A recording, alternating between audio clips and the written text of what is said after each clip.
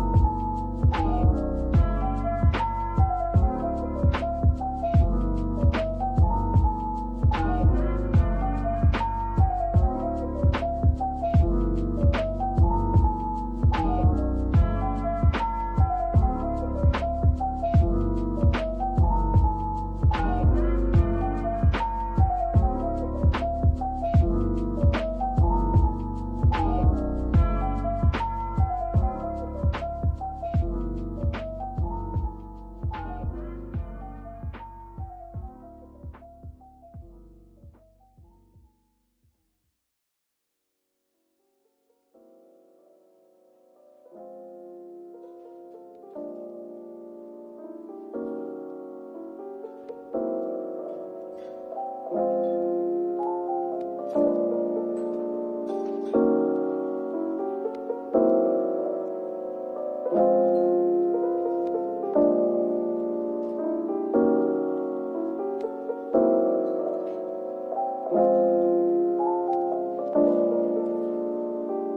rare public address from the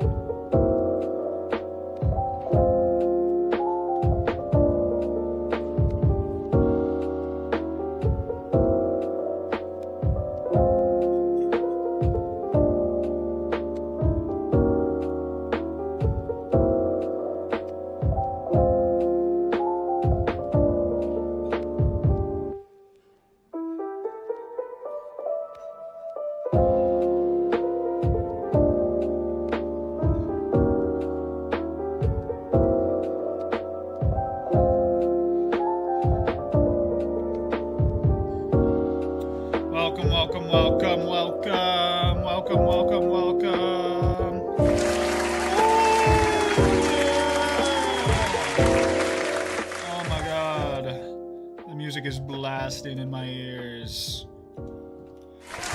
Welcome! Wow, we're streaming. Can you believe it?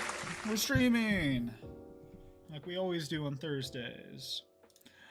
Welcome to the stream. Turn that off. It is April 9th. Wow, we made it to April 9th. After a tumultuous April 7th. I don't know about you, but I was on the timeline fucking panicking. That shit was crazy. If you don't recall, let me pull it up. Oh, don't look at that. Trump. An entire civilization. I can't spell. Something like that. Let's see. There we go. Right here. Right there. A whole civilization will die tonight. Never to be... A whole civilization will die tonight. Never to be brought back again. I don't want that to happen, but it probably will. However, now that we have complete and total regime change, where different, smarter, and less radicalized minds prevail, maybe something... Fuck, my voice is dry. You can read it. You know what I'm talking about. This shit was unhinged. And frankly, it had me quite panicked. I think cooler heads than mine were able to recognize that it was very unlikely that Trump was going to do shit, because at the end of the day, Trump is just a chimpanzee inflating his chest with no actual desire to actually do anything except appeal to his acolytes, who also want nothing more than to appear to be alpha monkeys. But I don't know. It's hard to not look at something like this and not be like, what the fuck? What the fuck? What the fuck? Why is this the times we live in? Why is this happening? But yes, the day would come and go, and Trump would just postpone his threats. He'd move the goalpost, as he is one to do. Anyways, I thought I would just bring that up. Megan Anderson, hello. In my opinion, he sees himself as more of a god that can do no wrong than a mortal man. You are quite correct. That is the mindset and mentality of a narcissist. Anyways, as we wait for a few people to join into the stream, we'll minimize this and put it away for a second. Goodness gracious. Welcome to the stream. We just started. It is Thursday. We always go live on Thursday. Let's go ahead and bring up the agenda. We're going to start today's stream a little bit different than we typically do. We're going to start with a rant. A little bit of a rant, because I want to rant a little bit about just kind of what's happened in my week. The last week has been quite eventful, both politically, but then also in terms of like just emotionally. I've gone through a lot of emotions personally. So I'm going to talk a little bit about that. Then after that, we're going to have a break, because like I don't think I'm going to be able to gracefully transition from what is a emotionally charged rant into then covering the news. So we're going to take a break. I don't expect this rant to last for very long, but it may just very well last for a little bit, because I have a lot to say and I just want to rant and get shit off my chest. And after that, we will dive into our regularly scheduled program on a Thursday night. So that is the plan. Let me go back to the comments, just make sure everything. I'm not sure you remember me, but we went to school together. I hope you've been doing well over the years, River. I do remember you, Megan. I'm very flattered that you're here, and I'm grateful. So thank you so much for being here. I hope you're doing well as well. All right. I have another buddy who I was hoping would join the stream, but he's a ride or die, so I know he may end up watching this. If not, I'm going to clip some stuff and send it his way. All right. Rant time. Let me change the label here in the upper right just to rant right there. We'll like boost it up a little bit like that. Okay, part of my rant has a little bit to do with part of my rant has a little bit to do with a YouTube video I published a couple days ago. Yes, I'm doing well, Megan. Thank you so much. Thank you. Okay.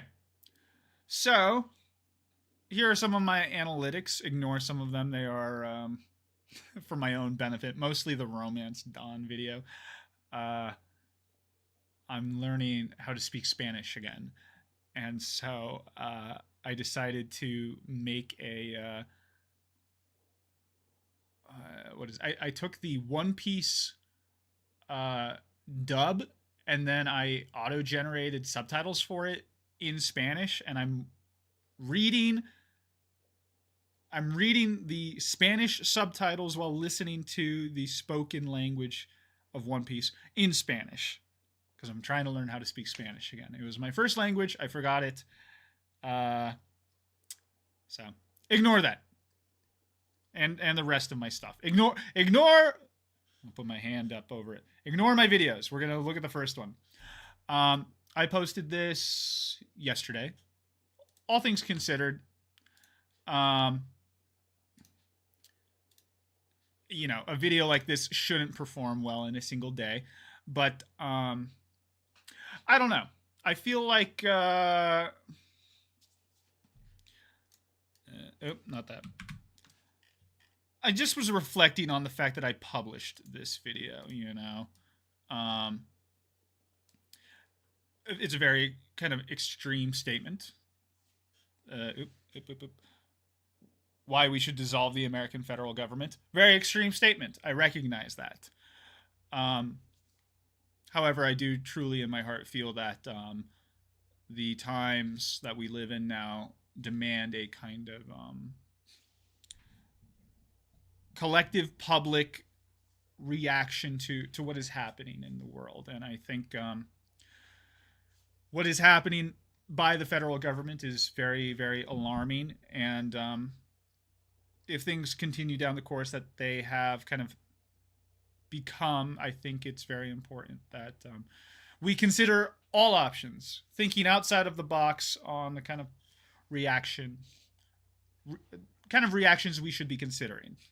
Obviously, with Trump trying to simply by the nature of Trump threatening to annihilate an entire civilization, I recognize that many members of Congress are calling for either the 25th Amendment to be invoked or for, is it Article 2, Section 4?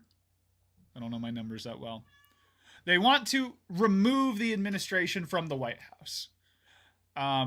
However, I continue to be pessimistic about Congress's capacity to actually act on what they say. I think Congress, both via Democrats and Republicans, are feckless. They are happy to be mouthpieces and speak in service of trying to appease their constituents, but I do not think that the majority of members of Congress are willing to actually do anything when it comes to actually putting their money where their mouth is. Their money is paid for by AIPAC, not by the typical American constituent. So it is for this reason that I published this video. It has so far only received, man, I can't get my hands right. It's only received 47 views, 4 likes. And so this is truly the inspiration for why I am about to rant. And I recognize, okay, I should know better as someone who is professionally trained as a journalist. I served the state of Arizona for 8 years at different outlets and whatnot. I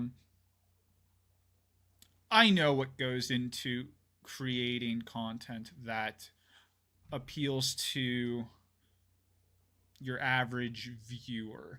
And I think my first mistake in publishing this video is that no one wants to watch a video, an hours long video of someone just speaking to the camera.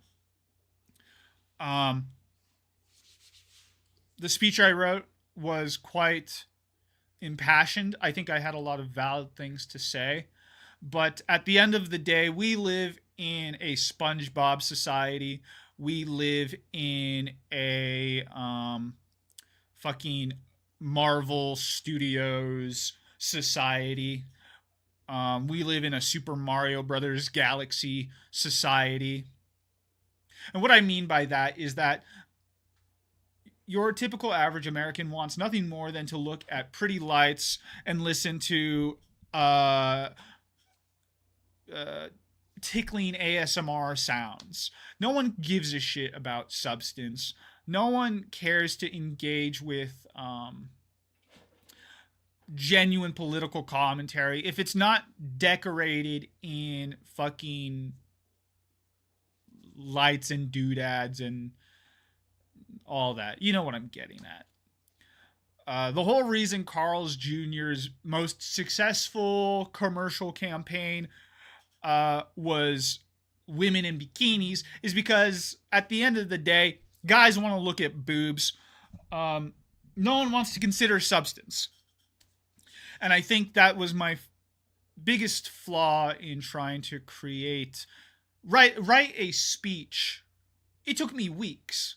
It took me weeks to write that speech that I published for this video, you know.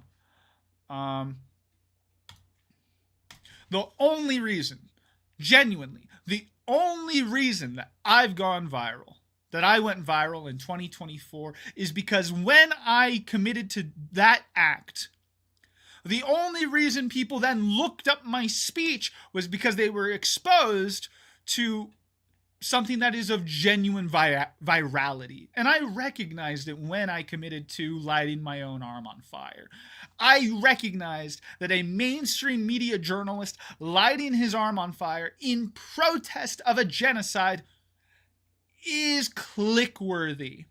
The imagery of my arms stretched up on fire is a genuinely powerful image.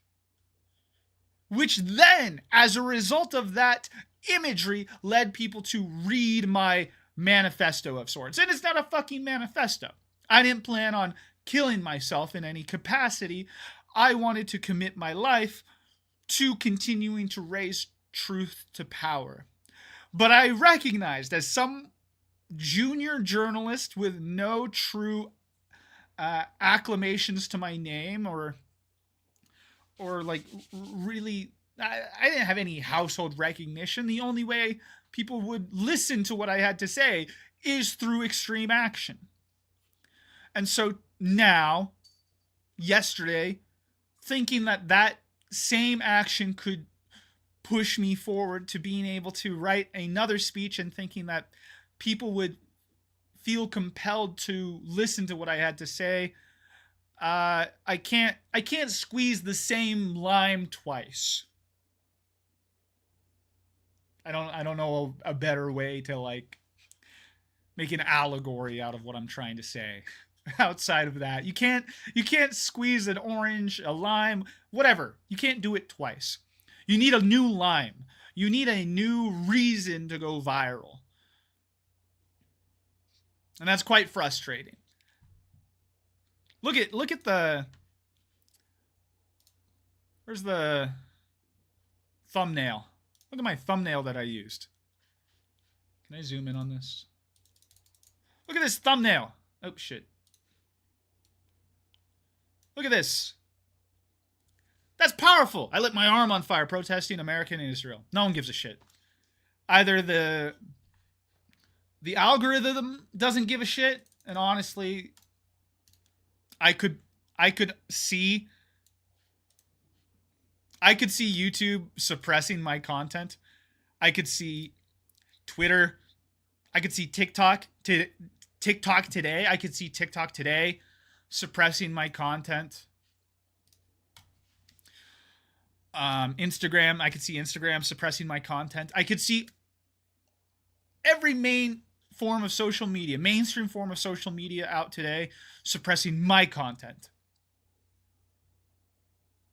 The corporations that exist for social media in America today do not want to talk about Palestinian genocide, don't want to talk about the war with Iran. Who left a comment? What are we talking about? Sly Fox? Yes, sorry. I didn't know how else to... It's a good allegory, right? Limes. Anyways, I think my overlay is covering the comments. Let me raise these up a little bit. Yeah, whatever. I don't know. At the end of the day, the fact of the matter is the video that I published didn't go viral. It didn't reach as many people as I wanted. There's a couple of reasons we can attribute to it. One, I don't post on YouTube or on social media with regularity outside of just announcing the fact that I'm going live to do live streams. So there's that. That could explain why it didn't go viral.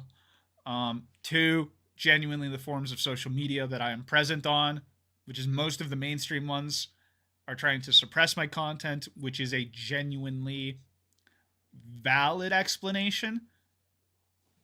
I don't know.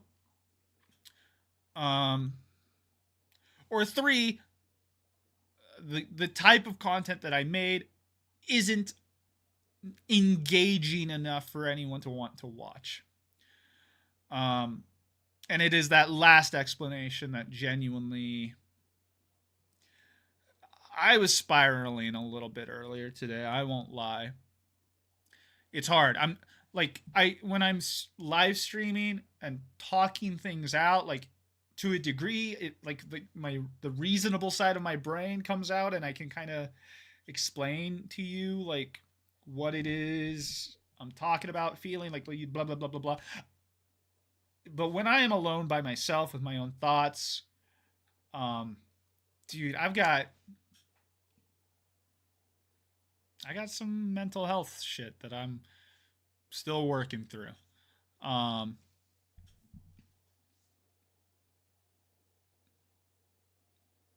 It's tough. I won't lie. Trying to continue to validate to myself like why it is I protested, what it is I stand for.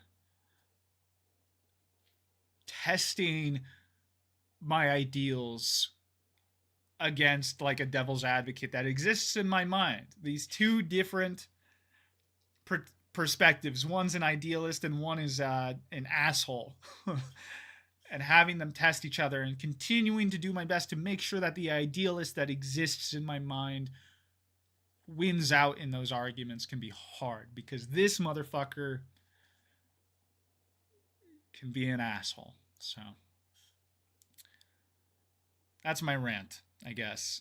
I could go into more details about it, but at the end of the day, I think entertaining those kinds of thoughts too much isn't healthy. I get that. You're incredibly strong, though. Thank you. Thank you.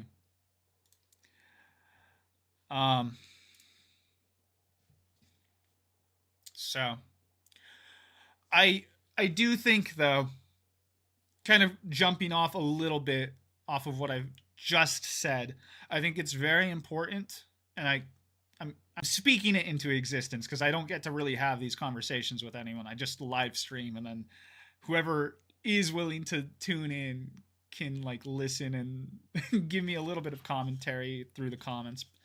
I think my greatest takeaway from this video that I did, I put a lot of effort into writing the script that I did.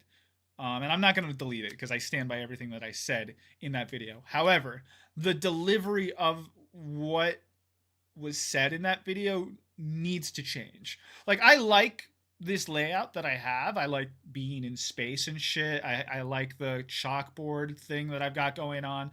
My like branded look, I think, is cool, but I need to lean into it a little bit more and a little bit less of kind of this.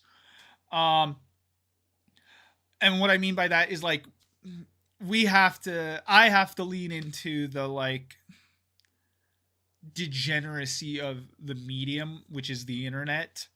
I can do my best to speak truth to power and to be an advocate for truth and whatnot, but I exist in a time of skibbity toilet, and I think that's super outdated, but like, I'm 31 and I'm trying to capture the attention of people on the internet, you know?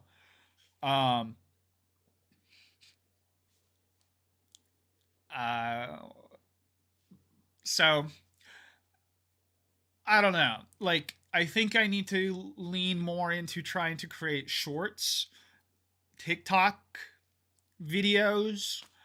And there are genuinely great examples of people who have created a platform for themselves and are very successful with it. I have a high degree of respect for streamers like Vosh, Hassan Piker, journalists like Taylor Lawrence.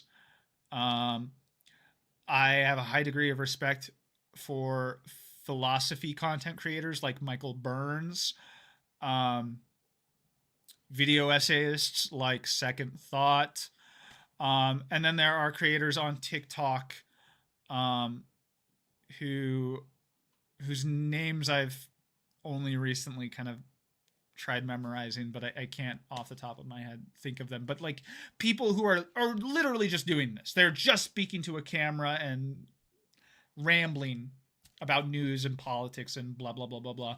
But I also have to ask myself, like, how long did it take those people to get to where they're at in what they are doing? And how can I try to accelerate what it is I'm doing as fast as possible? It's very hard for me to think of the best way to go about creating an audience as fast as possible, and that's truly what I want to do. So if it demands the Carl's Jr. style of content creation, successful commercialization, do I got to put on a bikini? Not literally, but like Boobs sells commercials. Boobs, was it Boobs sells burgers? Was that their like mantra or whatever? I don't want to lean into degeneracy, but trying to stand out in an ecosystem of just brain rot, I think, is the most important question for me to be considering right now in the immediate future. That being said, though, unlike your Hassan Piker, Vosh, successful political commentary, political commentators, I don't have the disposable income to be making a lot of risks. And this is the second part, I guess, of this rant that I really want to hammer home a little bit, is that I have an internal conflict with myself about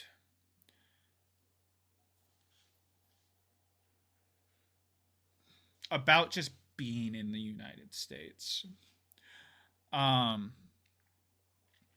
am Mexican American. I am half Mexican, half American. Let me see. Comments. I don't know if anyone has the answers. You could try different things and see what works, and you're not beholden to an audience. Yeah, thank you. I recognize that to a degree, but like this truly is what I want to be doing. Even before my protest and everything, I did want to create content because I like being creative. I am an incredibly creative person, and I truly do find a lot of value out of simply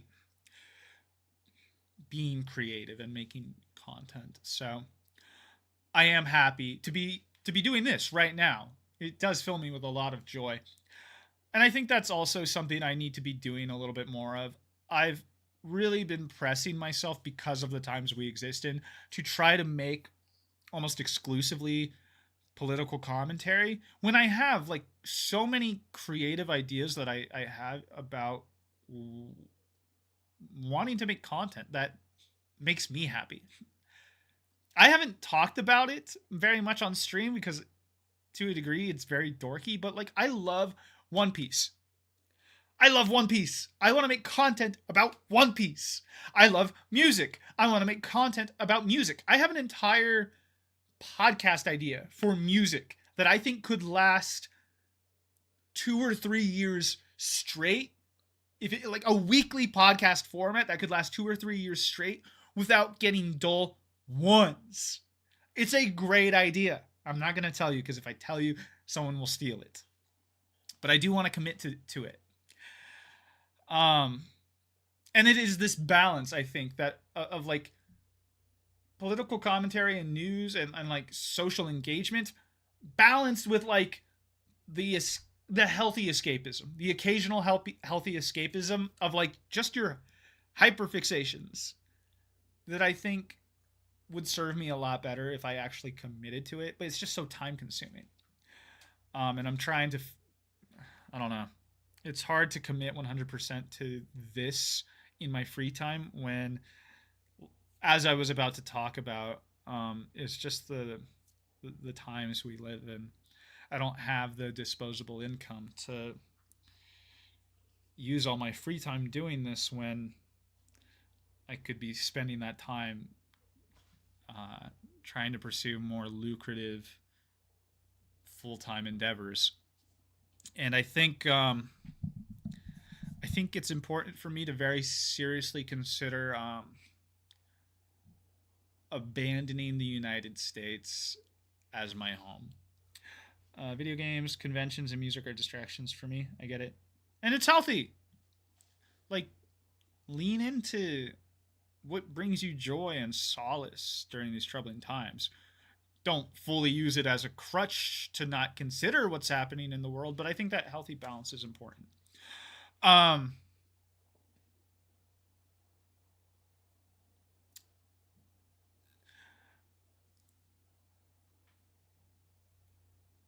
been actively job hunting since I, committed my protest and left my previous position at AZ Family.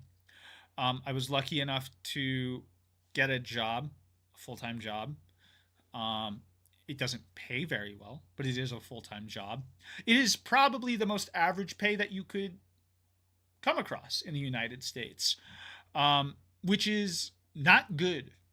The most average paying job you can find in the United States, the median paying job, maybe not the average, because the average salary is like $60K, but that's when you take into account outliers like Jeff Bezos. And when you consider them in the average, then yeah, like it's a $60K job or something is the average. But that's not indicative, or like that's not reflective of the majority of people's situation in the United States. If you look at the median pay, like median income in the United States, it's closer to $40K. That's about what I make. It's not good. And I've continued to job hunt, and I'm not finding anything really. And we've got 6 days. 6 days until we stop receiving oil tankers from the Middle East. Because oil tankers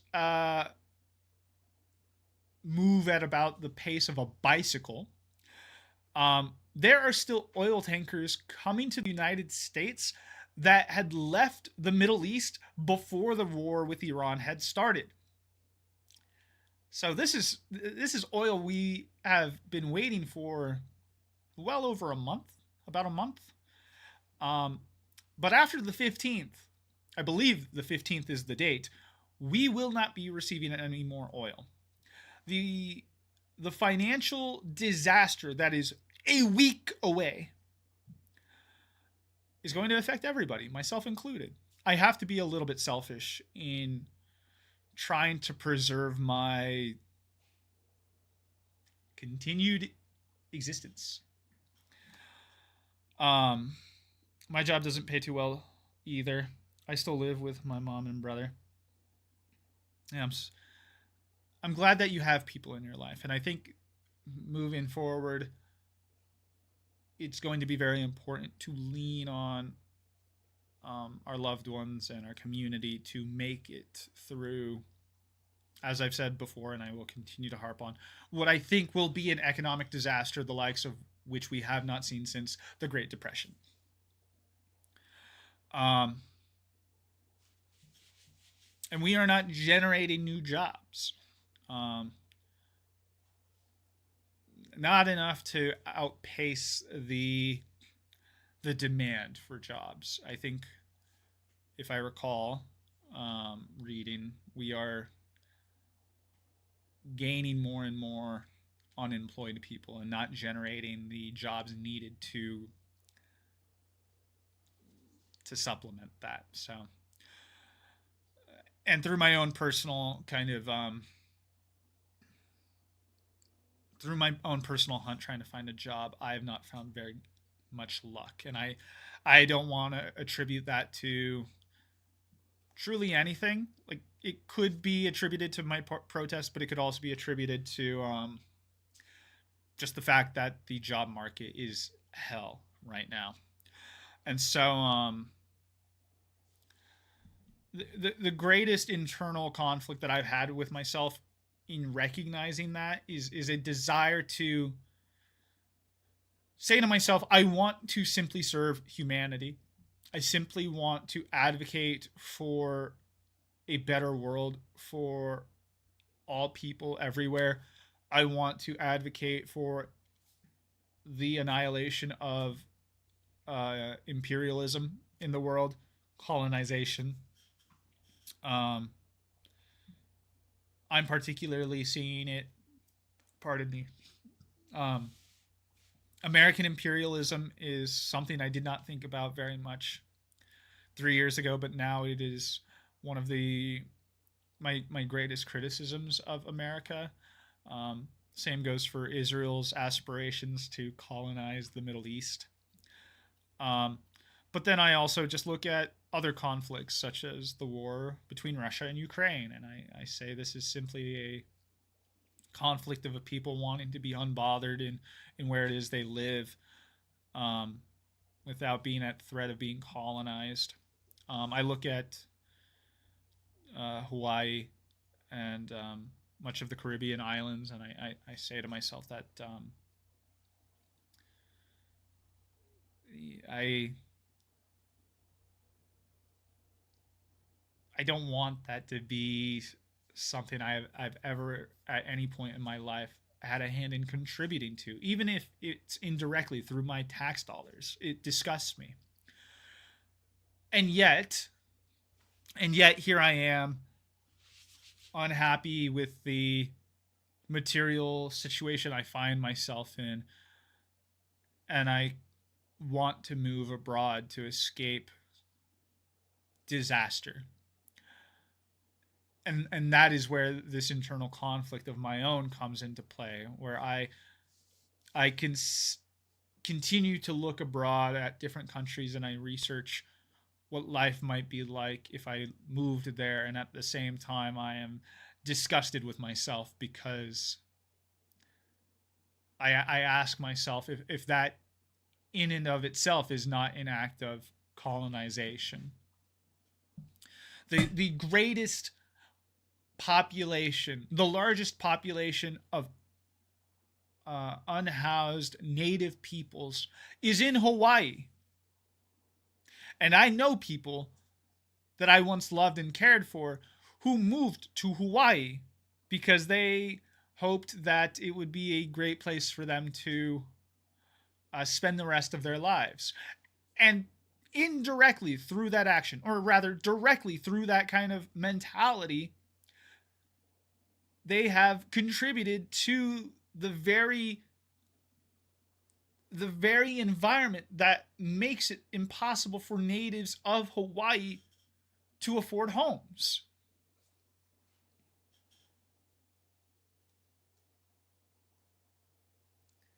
And I have to ask myself, how can I point my finger at those people I once loved and say, you're wrong? Your reasons and justifications for that action are wrong, but me now in this moment wanting to move abroad are right. I don't like being a hypocrite. But very much right now in this moment, as I'm trying to consider what it is I can do and how I can and do what it is I want to do. I don't know. There's all this internal conflict happening for me right now, and I just want to do what is right and what I think is best. That allows me to advocate for others without, I don't know. I wonder if I ask too much of myself. I ask myself if I'm foolish.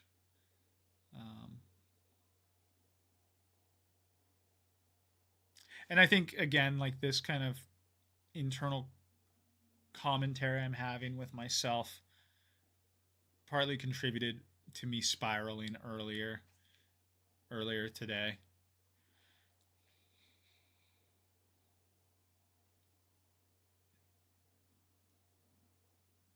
I look at people like Greta Thunberg and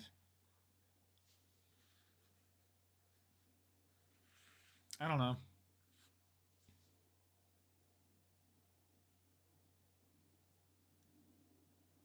I just want to do what is right. So that's my rant. This internal conflict I've been kind of having over the last week, inspired by all this, the political backdrop that we exist in, and I just want to know what it is I should be doing and how I can make an impact and help others. But I also think I should give myself some grace. I recognize that I am my own worst critic, and I think I overthink things a lot.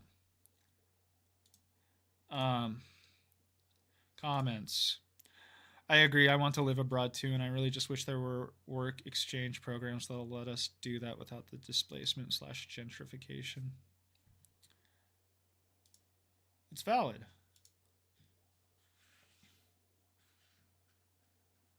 I recognize, like, in my own biology, my Mexican half is the historic story of my bloodline is of a man who fled from abroad and immigrated to Mexico and married a wealthy Spanish woman. Wasn't even native. My Mexicanness, like if you look at my ancestry.com, it is primarily Spanish. There's not a lot of native blood that flows through my body. And then on my other half, the other side of my bloodline is mostly European, which explains my complexion primarily.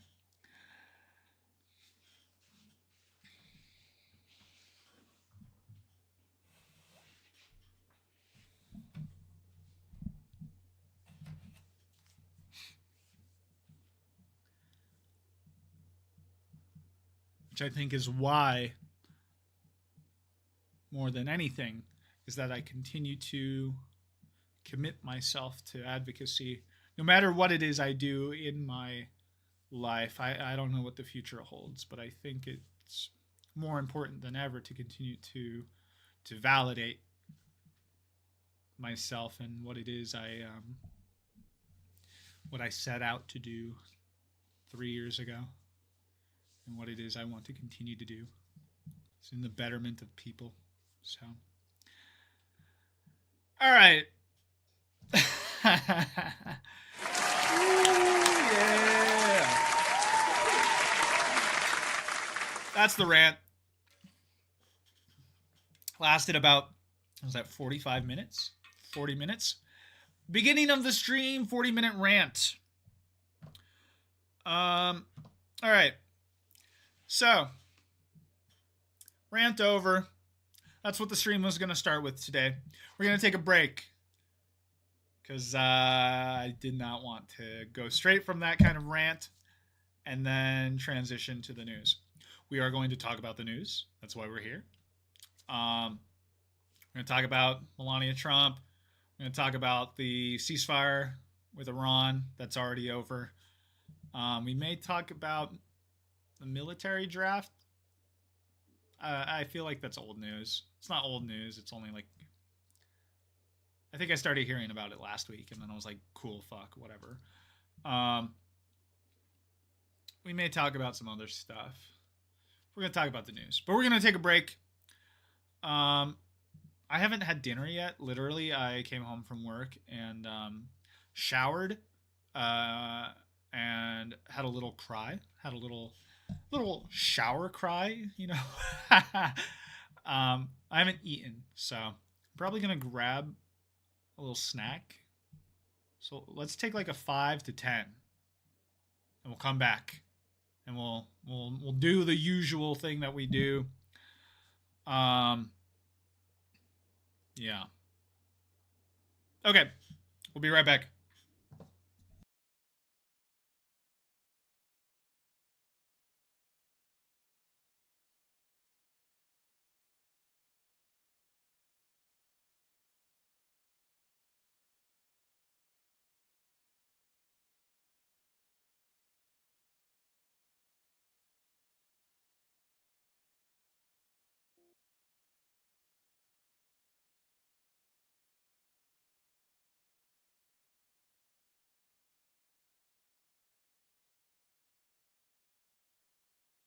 Find your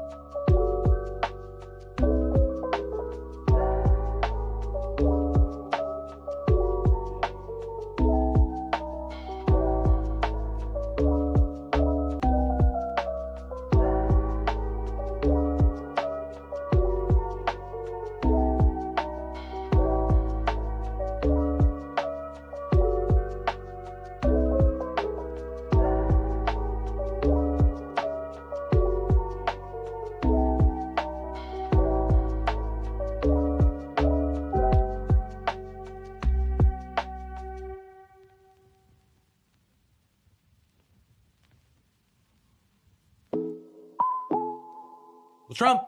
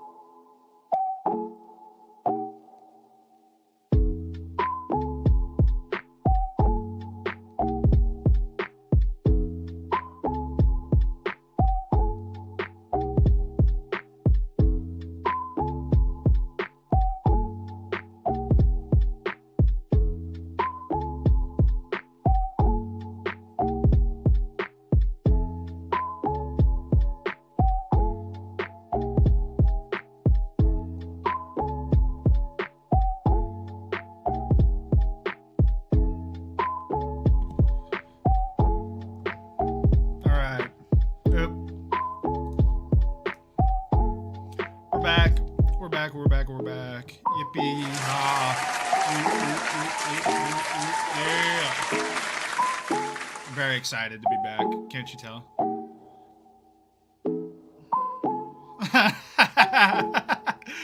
Did the calm elevator music just randomly burst out? Trump! I'm sorry. No. I don't have a very good way of like doing all the audio on the stream. So it's just capturing my desktop audio. Everything that you hear in the stream, there's only two audio sources. It's my computer and my mic. So while we were on break, I was looking for stuff, and I pulled up just today's Philip DeFranco video. And he starts the video with Trump, and then I paused it. So yeah, sorry.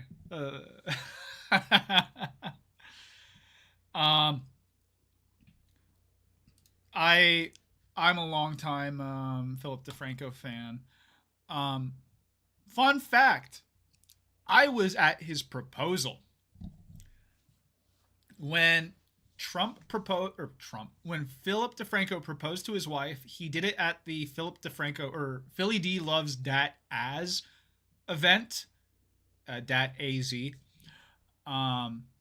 And his girlfriend at the time was pregnant, I think. And so he decided to just pop the question live at the event.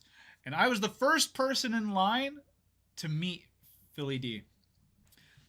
Phil was a big inspiration on me making the decision to become a journalist. Fun fact. So, not very well known. Fun fact. I might still have the photos of me meeting him. I'm not going to pull them up right now, though. It's not relevant.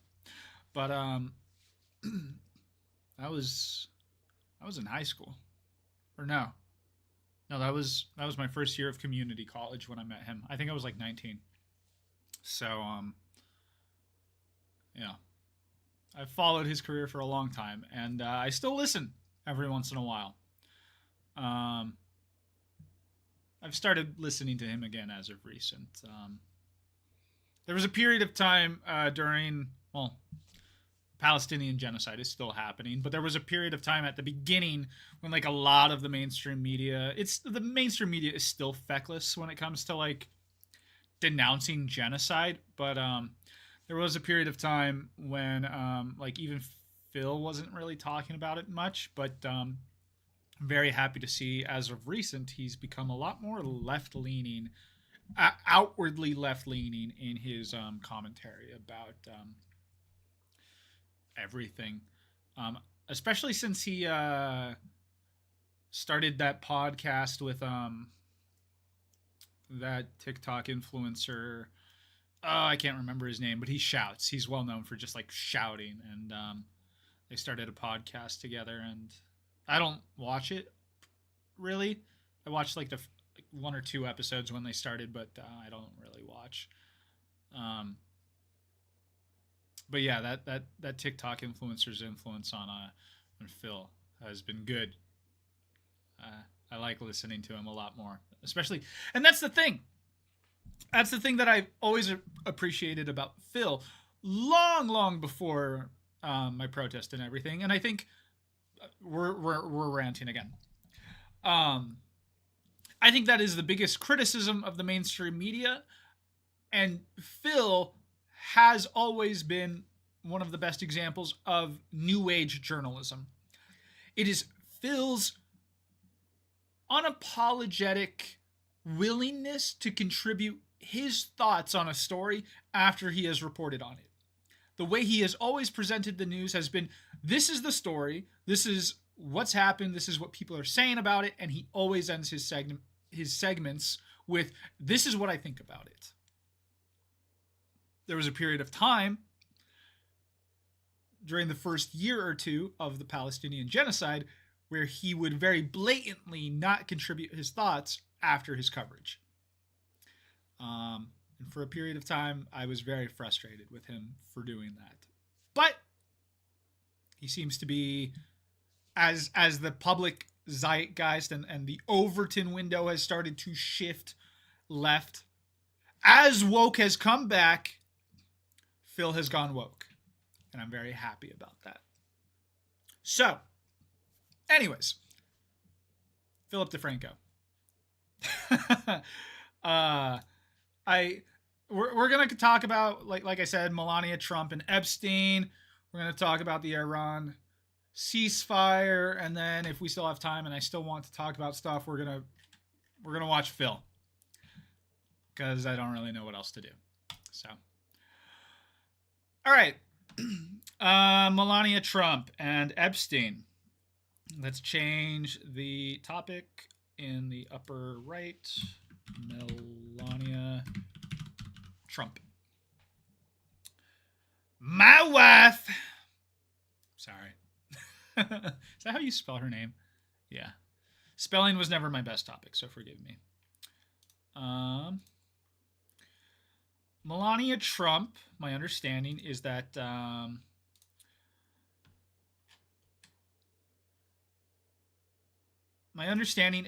she, earlier today, unprompted, just was like, I didn't do anything with Trump. And so we're going to react to that. I haven't watched anything about it. I'm just aware that this is like the big news of the day. So we got PBS NewsHour. We got 2 PBS NewsHour videos. This is 6 minutes. This is 3. Let's go with the 6 minutes. Good afternoon. Oh, this is like her statement. Let's do the coverage and then we'll do the speech in its entirety. Let me minimize myself. I'm too big. Okay. A little bit smaller. In a rare public address from the White House, First Lady Melania Trump today denied allegations she had a close relationship with convicted sex offender Jeffrey Epstein and his associate Ghislaine Maxwell. Our White House correspondent Liz Landers joins us now with more. So, Liz, what did the First Lady say? I'm going to immediately interject and be like, didn't Epstein introduce Trump to Melania? That's all I have to say. Extraordinary statement from a first lady that we rarely see have this kind of public statement. She spoke for just 6 minutes or so. I thought she was going to end her sentence with a first lady we rarely see. Like, I never hear anything from Melania. But let's continue. Kind of public statement. She spoke for just 6 minutes or so from the grand foyer there in the White House, and she distanced herself from Jeffrey Epstein and his co-conspirator Ghislaine Maxwell. Listen to some of what she said. I've never had any knowledge of Epstein abuse of his victims. I was never involved in any capacity. I was not a participant, was never on Epstein's plane, and never visited his private island. She pushed back on what she says are numerous fake images and statements about her relationship with Epstein. There is one real photograph of Melania and Donald Trump photographed together with Jeffrey Epstein and Ghislaine Maxwell. And also, the Department of Justice released an email exchange between Melania Trump and Ghislaine Maxwell. She said that email. Dear G, how are you? Nice story about JE in NY Mag. You look great on the picture. I know you are very busy flying all over the world. How is Palm Beach? I cannot wait to go down. Give me a call when you are back in NY. Have a great time. Love, Melania. I feel like I've read this email. Should not be considered anything more than a trivial note. And I should add, Jeff, that Melania Trump has never been accused of any wrongdoing in connection with Jeffrey Epstein and Ghislaine Maxwell. What about the timing, though? Why is this happening now? I reached out to the First Lady's office to ask them this. We did not hear back from them. President Trump himself was asked by a MS Now reporter if he knew about this. He said he didn't know anything about the statement prior to it happening, which was also rather extraordinary. We don't know what prompted the First Lady's statement today. However, the First Lady and the journalist Michael Wolff have been involved in a legal back and forth over some reporting that he has said about her and Epstein. Melania Trump's lawyer sent him a letter to demand that he retract and apologize for linking Melania to Epstein. In response, he sued her last year, saying that she was threatening to file a billion-dollar lawsuit against him in an attempt to intimidate him. Okay, Liz Landers, our thanks to you as always.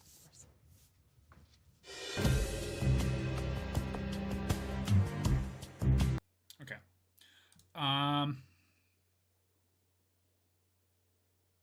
Yeah, no, Melania Trump continues to be a how do I want to say this? I think very, very intentionally she just doesn't say anything. Even before Epstein, though, or like, not Epstein, before before the Epstein files got released, not in their entirety, obviously, we've only seen about half of them, but she's always been just kind of not present in the eye of the public.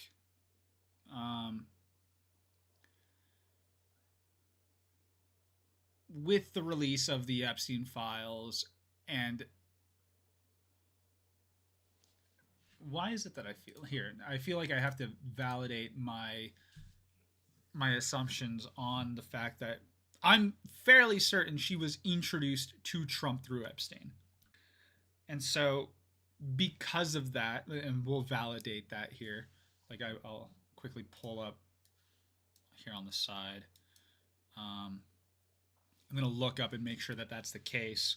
But it brings into question, like, why is Melania not been under such, like, as much scrutiny when it comes to the Epstein files like Trump has? He's obviously the president of the United States, but she's the first lady. So it feels like it would be fair to, throw that accusation her way. Melania Trump met Trump.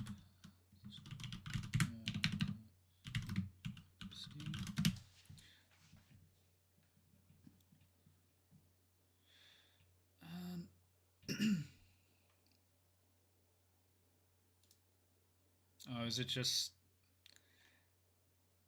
Am I just consuming too much Twitter propaganda? It might be the case.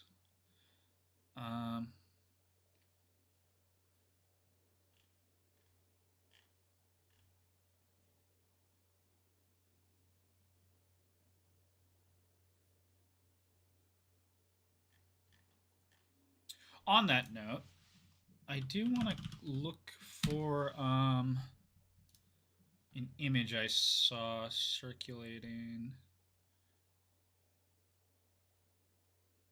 Give me just a second as I try to find a image I saw circulating that was of interest. Where is this from? Here. Oh, shut up, audio. Here, I'm just going to bring it over. So there was this, and again, don't take it as valid. This may not. This may be AI generated. You know, Jahid at Hey_Jahid26. France's president recently posted a photo showing Epstein in an explicit situation with Trump's wife. This is the only time I've seen this, so I'm very skeptical that there's any validity to this. But how do I? Totally fake. And oh my god, comments. Take it with a grain of salt. I don't know where this came from. It's on a random TikTok account. Let's ignore that. I'm spreading misinformation. I'm thinking in my mind, though, I'm trying to wonder like how it is they did meet each other, if not through Epstein. Let's listen to her whole statement here. Good afternoon. The lies linking me with the disgraceful Jeffrey Epstein need to end today. The individuals lying about me are devoid of ethical standards, humility, and respect. I do not object to their ignorance, but rather I reject their mean-spirited attempts to defame my reputation. I never been friends with Epstein. Donald and I were invited to the same parties as Epstein from time to time, since overlapping in social circles is common in New York City and Palm Beach. The exact same circles from both New York City and Palm Beach? Okay.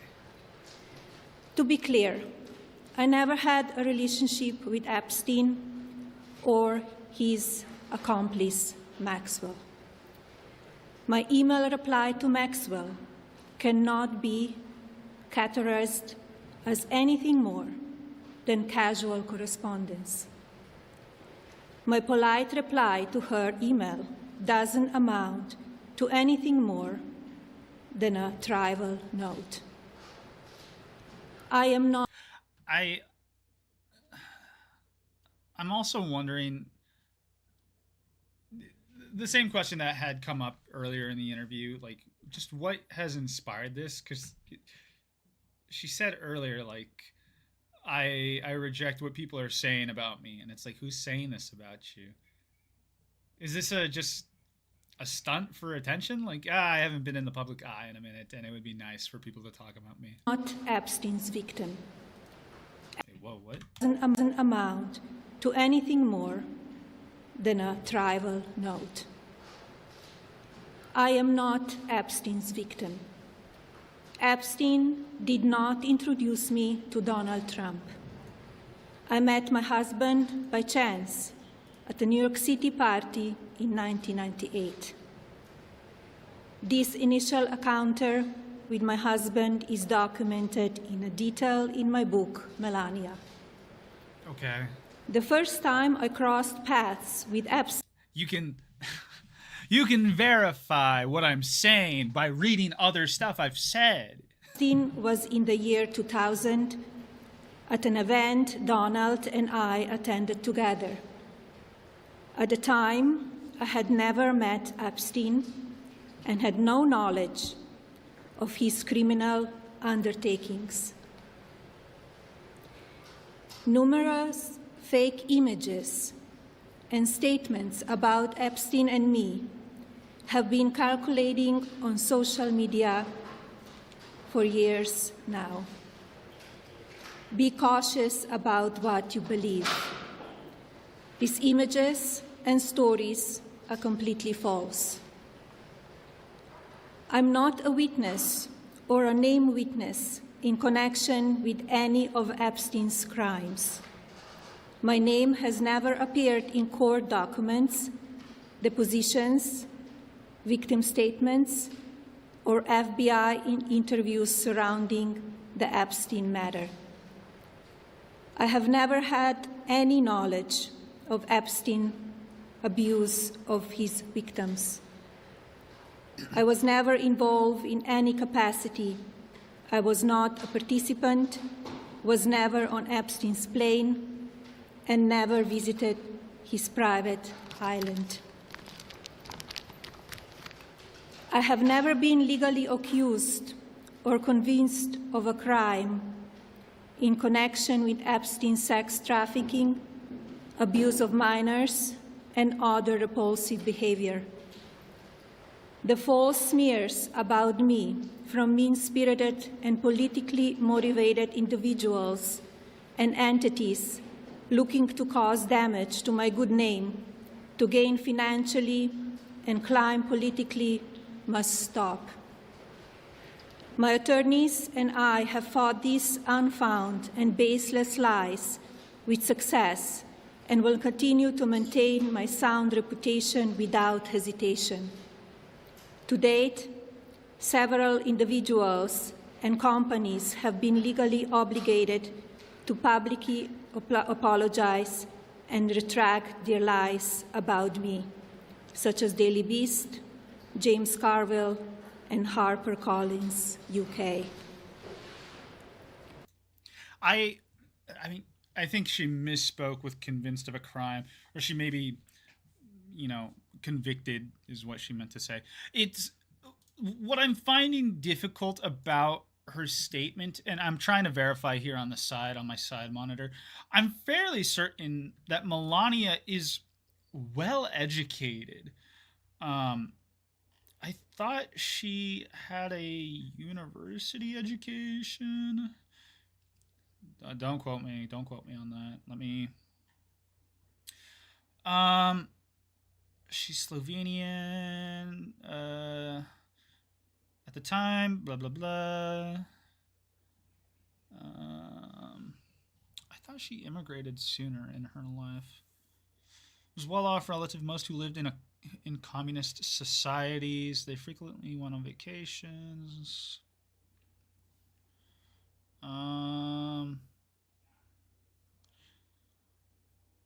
Melania did well in school, where she was appointed school treasurer. Yeah, but what point in her life? That sounds like high school.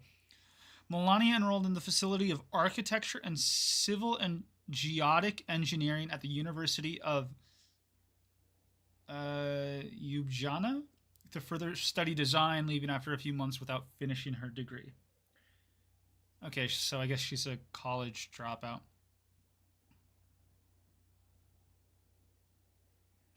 Trump has said that she can speak English, Italian, French, and German in addition to her native Slovene, but in public she has fluently spoken only English and Slovene. That's really funny. Imagine trying to tell people, yeah, my wife can speak 5 languages. Do it, honey. And she's like, I won't. I think I'm just going to keep speaking English. University of Ljubljana is the oldest and largest university in Slovenia. Yeah, I mean, it's hard. I I don't know, even a university dropout, I feel like would have a better capacity at writing a speech than this. But that's the other thing too. Like, she's the first lady of the United States of America. No one decided to read through her statement for her. It does all very much feel like she's just went up to one of the White House and staff and she's like, here's the camera, set it up, pointed at me. I'm going to broadcast this. The PBS covered it. Like, PBS has the... I'm being stupid. Genuinely, PBS has the camera feed. Like, there was a whole thing that had to, like... outlets had to, like, put this in their schedule to, like, broadcast it. Why the fuck is she doing such a poor job of reading her speech? They anticipated it. Why did no one read through it for her? I don't know. Several individuals and companies have been legally obligated to publicly apologize and retract their lies about me, such as Daily Beast, James Carville, and HarperCollins, UK. Now is the time for Congress to act. Epstein was not alone. Several prominent male executives resigned from their powerful positions after this matter became widely politicized. Of course, this doesn't amount to guilt, but we still must work openly and transparently to uncover the truth. I call on Congress to provide the women who have been victimized by Epstein with a public hearing specifically centered around the survivors. Give these victims their opportunity to testify under oath in front of Congress with the power of sworn testimony. Each and every woman should have her day to tell her story in public if she wishes, and then her testimony should be permanently entered into the congressional record. Then, and only then, we will have the truth. I'm going to interrupt right there. 45 seconds before the video is over. I don't know why Melania didn't release this kind of statement when Pam Bondi was fucking tripping over her own feet during her testimony. Was it... I forget when it was, like a month ago. And the words escape me. Pam Bondi's... God, I hate it when I can't think of words. You know the moment when she's like, the NASDAQ, the Dow, blah, blah, blah, blah, blah. Why didn't Melania Trump release this kind of statement then? During the hearing, during Pam Bondi's hearing, one of the speakers said to Pam Bondi, like, the victims are right behind you. Literally just turn around in your seat and you'll see them. Will you not apologize to them? And then Pam Bondi was like, the Dow. This would have been a great moment for Melania to interject and be like, wow, like, we aren't fucking acknowledging the victims? Like, it's only in this situation where, like, it's being circulated by someone. I don't even know who's talking about Melania. She said earlier, I didn't pay much attention, but it's only in this moment, according to her, that people are accusing her of shit that she's willing to get on some kind of high horse. The very structure of this speech brings into question, like, how much she genuinely cares about Epstein's victims. And then look at that face. That's not the face of someone who is... Never mind. I'm not I'm not going to judge. I'm being petty. Thank you. You're welcome. For Secretary Lutnick to continue serving. All right. Fantastic. We got the BBC talking about Melania. I think these two ladies are going to have a back and forth. Let's listen in on what they have to say from across the pond. It has in the last half. But first of all, we just want to start with that breaking news that just came out of the White House in the last half an hour or so, this time from the First Lady, Melania Trump. She made a surprise on-camera statement to deny unspecified allegations involving her and the late convicted sex offender Jeffrey Epstein. Yes, Mrs. Trump has denied ever having a relationship with Jeffrey Epstein or his accomplice, also convicted Ghislaine Maxwell. And she described the rumours surrounding her relationship with Epstein as defamatory. Now, in a moment, we'll be speaking to our White House reporter, Bernd Boozman, who was in the room to hear that statement from the First Lady. But first of all, let's listen back to it in full now. In full? I don't have time. We just watched it. We're going to skip ahead. Whether you're on the job... God damn it. Stupid ads. Thank you, Harbor Freight. And only then we will have the truth. Thank you. Can I ask you a question? Sure What thing. the How much do fuck? you spend? I just skipped ads. All right. So that is the First Lady, Melania Trump, making that statement from the White House just in the last 45 minutes or so. Now, you'll have heard her reference an email that she sent to Ghislaine Maxwell, and we can show you an email that is contained in the so-called Epstein files released by the Department of Justice, which we believe to be the email that Melania Trump is referencing there. You can see that... Excuse me. Let's quickly go to Gmail. Let's see. How did she sign that? I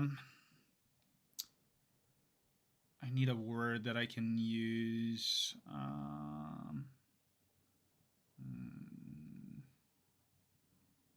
None of the words in this email are unique enough for me to really search them. I feel like Palm Beach wouldn't help. Let's do picture. Oh, never mind. I was foolish to think that that would actually help me find anything. He's a sex offender who trafficked people. Of course, he talked a lot about pictures. Let's do Palm Beach. Palm Beach. I was also right that he probably talked a lot about Palm Beach. This sucks. I don't think I can nail down 2002, October 23rd, 2002, 2002. Can I organize this by date? Oh my God. Is that the results? All that? Okay, yeah, I'm not going to be able to find this email. All right, let's continue. That it was sent in October 2002, subject line of hi, and she says, "Dear G," we believe that to reference Ghislaine Maxwell. "How are you? Nice story about J.E.," which again we are interpreting as Jeffrey Epstein in the New York magazine. "You look great on the picture. I know you are very busy flying all over the world. How is Palm Beach? I cannot wait to go down. Give me a call when you are back in NY. Have a great time. Love, Melania." So we believe that that's the email the First Lady is referencing to when she says that it was just a trivial email, a polite reply to an email she had received from Ms. Maxwell. Now, we don't have that email that she has says she's received from Ms. Maxwell, because obviously that's her own private correspondence at this point in time. But let's go live to the White House now, where we're joined by our White House reporter, Bernd Boozman, who was there in the room when Melania Trump was making that statement. Bernd, tell us a little bit about what that was like. We had no indication that this is what the First Lady was going to address. We had no indication whatsoever that this is what the First Lady was going to address. Before the reporters went in the room, there was a lot of speculation about what it might be. People thought, for example, it might be something related to children, which has become a bit of a passion project for her. But this really did come as quite a surprise, and I think the main question that the media will be asking going forward is what prompted this announcement now? That email that you just referenced is very old, more than 2 decades old, and it's not exactly. It's the war with Iran, genuinely, right? Like if there isn't if there isn't a solid explanation for why they're talking about it right now, and the most recent thing that was circulating in the world of politics was the fact that Donald Trump just threatened that he wants to eliminate a civilization. He didn't say he wants to. He simply said a civilization would end. The 25th Amendment is being invoked. Article 2, Section 4 is being invoked. They're actively trying to get Congress back in session so they can boot him and his administration out of the White House. Whereas previously they had been detracting from the Epstein files using a war with Iran, now they're detracting from a war with Iran with the Epstein files. They bounce back and forth. Clear what exactly prompted this today. These online rumors that she was referencing and images that often AI generated images, they've been swirling around for quite some time. I think the reporters here at the White House are just a bit flabbergasted that this announcement seems to have come out of nowhere over something that's been happening for quite some time. And indeed, Bernd, this is already creating a few shockwaves here in DC, because this is a story that President Trump usually does his best to get away from. It's not something that he's comfortable talking about. He has said many times that he didn't have any awareness of what Jeffrey Epstein was up to, and when he did, he dismissed him. He refers to him as a creep repeatedly. He threw him out of his Mar-a-Lago club. So for Melania Trump to bring Jeffrey Epstein and the so-called Epstein files back into the public domain like this, it's quite remarkable. It is quite remarkable, and I think it represents something of a political problem for the president. As you mentioned, he's kind of been very dismissive of any questions about Epstein, certainly in the last year. There's been no indication of any wrongdoing in any of the files that has been released, and he's actually snapped quite angrily at reporters who have asked him about Epstein. He said, from his perspective, he really had nothing more to say. So for the First Lady of the United States to kind of bring this back into the public consciousness, I imagine will represent something of a challenge for the White House and for the president, who are kind of done their best to get away from the issue, and to a certain respect really had. The issue had kind of died down in recent months, even while there were still bipartisan calls for more to be done. All right, that was a bit of a nothing burger. What's the expression? Don't spite your face by cutting off your nose or something. What's that expression? Don't spite your nose, saying? What is it? Don't cut off your nose to spite your face.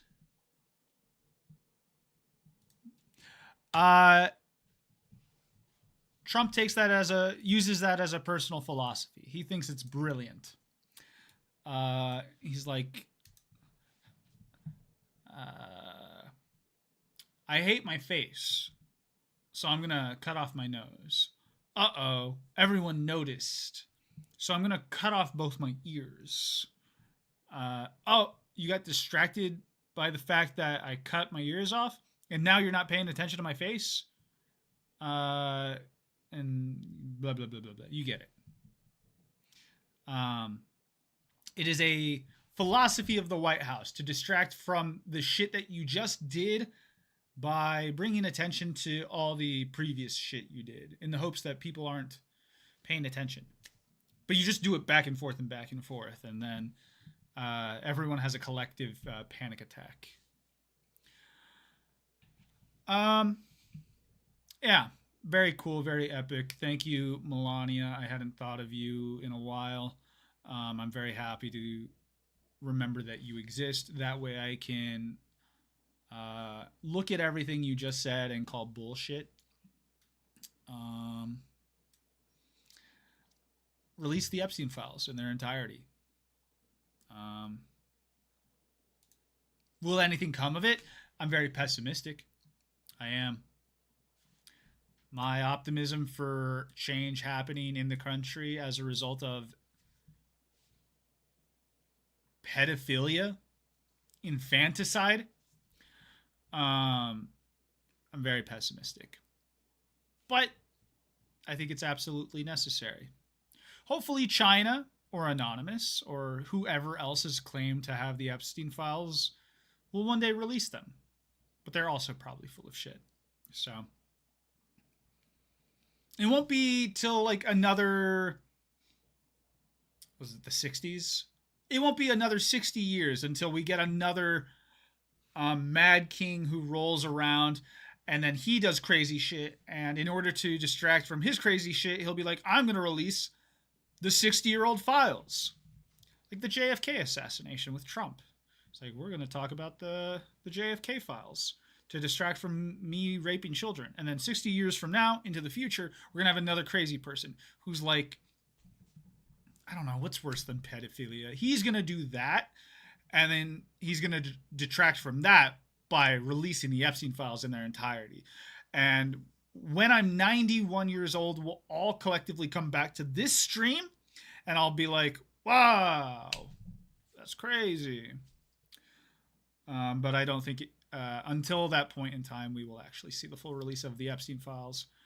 And I'm sure Melania Trump is implicated. I'm not sure. I can't. That's not a statement of fact. That's a statement of opinion. In Minecraft, don't sue me. Please. Because Melania and Donald Trump watch my streams, and I can't afford a lawsuit. Anyways, I'm going off the rails. Let's transition to our next topic, which is the topic that Melania was trying to detract from, which is the Iran shit show. The Iran ceasefire. Which lasted, what, like fucking 2 hours? Because Israel felt that they were being left out of the pretend ceasefire, and they wanted to get back at the United States and Iran for not being included. This one. All right. We are going to do... We've got Face the Nation, Al Jazeera. This is probably like a 30-minute video, knowing Al Jazeera. And then we've got a 4-minute video from ABC News. Let's do... I don't want to watch Face the Nation. I continue to be disgusted by CBS. Barry Weiss, Larry David Ellison type shit. Today is the former senior director, and joining me here today is the former senior director for counterterrorism on the National Security Council, Javed Ali. Javed, it's great to see you in person. So I want to get to the confusion over whether Lebanon was included in this ceasefire deal. Do you think this could potentially derail talks this weekend? We are skipping ahead. Well, we're going to go elsewhere. This is like way too in the weeds for the start of this segment. We'll start with Face the Nation, I suppose. Fragile ceasefire in the Middle East. We're going to begin this hour with the fragile ceasefire in the Middle East. Iran is accusing the U.S. and Israel of violating the agreement amid Israeli attacks on Hezbollah in Lebanon. A day of national mourning has been declared in Lebanon after Israeli strikes killed more than 200 people yesterday. Speaking with our partners at BBC News this morning, Iran's deputy foreign minister said the U.S. must choose between war and ceasefire. It was a grave violation, intentional grave violation of the ceasefire. You cannot have a cake and eat it at the same time. That was the message that Iran sent quite clearly, crystal clearly to Washington and to the Oval Office last night. Let's bring in CBS News senior foreign correspondent Elizabeth Palmer. Okay, it feels like things are changing by the minute here. So where do we stand with the ceasefire? Tel Aviv. Well, the ceasefire is holding. just. The question is whether it's going to be solidified by these negotiations that are supposed to start in Pakistan on the weekend. So here's the situation. When the Pakistanis announced the ceasefire on Tuesday night, the war between Israel and Hezbollah in Lebanon was explicitly listed as being covered by the ceasefire. The very next morning, Israel launched this ferocious attack on Hezbollah in Lebanon. And the Iranians went, hey, wait a minute, that wasn't supposed to happen. That's covered by our agreement. The U.S. and Israel said, actually, no, it's not. So that's where we are. There's a standoff. The Iranians are now saying, fortunately, they haven't said we're going to start shooting again. I kind of want to see the actual terms set in the ceasefire. Iran ceasefire terms. Is there like an actual document? Let's see.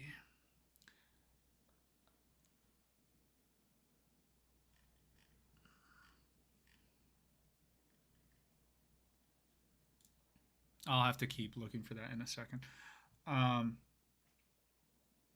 I was trying to get at something. I forgot what I was just about to try to get at. Hold on. Iranians actually goes to Lebanon, and the Iranian Israel launched this ferocious attack. Oh, okay. I suppose I wanted to see if the distinction between because like genuinely Iran is in the driver's seat when it comes to this ceasefire. I'm very much of the opinion that the United States and what the United States wants, what Israel wants, and what Iran wants are all very different things. The United States is not accomplishing what it wants to in this war, in spite of what you may be hearing from Donald Trump claiming. Donald Trump just wants stocks to be unaffected. He looks at stocks and the financial strength of the American economy. That is reflective of like his internal performance. Like that's what he thinks his performance is. Like it has nothing to do with what people say about him. It doesn't have anything to do with ratings. Truly, it is just the strength of the American stock market. And when you frame Donald Trump's kind of thinking around that, we are not doing well whatsoever. His administration may say to him and present to him like this is what is happening, but it is all just kind of propaganda for him because his brain is pudding. I'm ranting. What did you just say? By the ceasefire. The very next morning, Israel launched this ferocious attack on Hezbollah. And so, me trying to explain my thoughts. In that capacity, we've lost planes. I hate it when I can't explain my thoughts very well. It's embarrassing. First time streaming.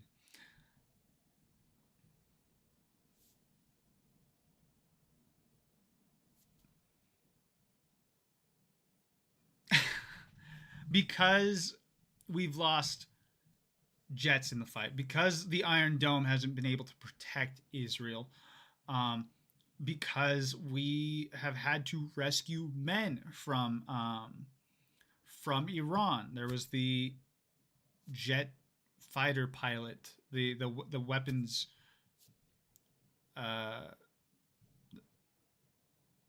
Is it the weapons master on the plane that got shot down over Iran? We had to rescue that man. There have been a lot of failures from the American side in Iran. Iran has continued to also state that they have captured American soldiers. So if I'm looking at the lineup of America, Iran, and Israel, I'm very pessimistic that America is actually doing well in this war. I don't think that they're actually meeting any of the benchmarks that they set out to achieve in this war. Israel, their goal is simply to cause as much death and destruction in the region as possible. Because they simply just want to achieve the creation of Greater Israel, which includes obtaining a large majority of the land and region that is the Middle East. But that, you could argue, which is it, death and destruction or the attainment of land? If it's the attainment of land, they're not doing a very good job, because everywhere they look, there are enemies surrounding them. Hezbollah, Iran, and they're not expanding. At the same time, Iran is barraging Israel in drone strikes. Tel Aviv constantly is sustaining infrastructural damage. Their desalination plants, their sewers, sewage is coming up from out of their sewers and flooding their streets. Even in the preservation of just Israel and its infrastructure is failing. So neither America or Israel are really succeeding in what it is that they want to accomplish in this war. Iran is fully aware that they cannot out-military the might of the American military-industrial complex. They've been well aware that they would sustain mass casualties, and they have. They genuinely have. The amount of casualties that Iran has sustained in this conflict have been disastrous. But it's also been incredibly unifying for their people, because they recognize that they are fighting the great Satan of Earth. And the rest of the world recognizes it as well, that the American and Israeli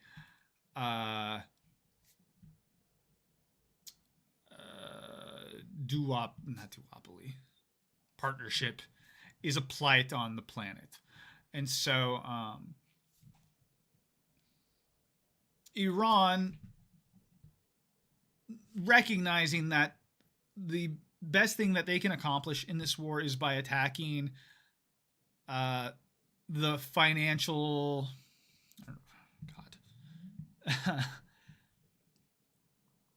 Iran cannot fight a war, a long-term war, but they can destroy America and Israel's just economic strength. That's the whole reason why they said that they would open up the Strait of Hormuz if people who passed through paid a fee in Chinese yen, whatever China's currency is. They are trying to flip America's dominance as a economic superpower in the world. They're trying to undo that, upend that. And Israel is simply an extension of the United States. So if that is Iran's goal, genuinely, the power that is coming out of this war is Iran. And it is for the betterment of the planet that both America and Israel sustain such heavy losses like this. Why did I go on this rant? Let me see. In Lebanon. And the Iranians went, hey, wait a minute, that wasn't supposed to happen. That's covered by our... We're talking about the ceasefire. Why did I go on that rant? Agreement. The U.S. and Israel said, actually, no, it's not. So that's where we are. There's a standoff. The Iranians are now saying, fortunately, they haven't said we're going to start shooting again. Yeah, I also don't recall Iran calling it a ceasefire, because, I mean, I think Iran recognizes that a ceasefire means that there would be an elongation of conflict, just with a temporary hold on the conflict, allowing for both sides to kind of collect themselves and prepare for further acts of engagement. Iran doesn't want that. They want a permanent cease to conflict. Yes, it is undeniable that America and Israel are sustaining heavy losses by continuing conflict with Iran. Iran has undeniable control of the Strait of Hormuz. Simply by being aggressive. Like Iran doesn't have to actively be attacking the Strait of Hormuz or like any boats passing through the strait. They just simply need to say, like, be aggressive. As long as they are occasionally attacking boats in the strait, that deters the boats from passing through.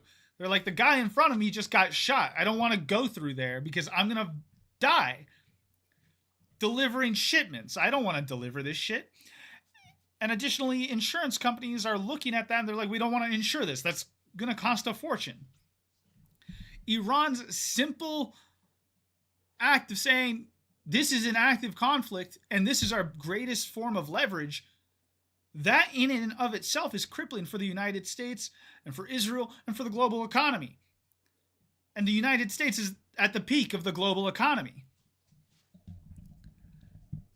By announcing a ceasefire, it would alleviate it would eliminate Iran's only form of leverage. And it will allow the United States and Israel to get some breathing room when Iran can't recover all of their dead. They can't simply rebuild what has been lost in a matter of weeks, you know? And they can't outgun America and Israel.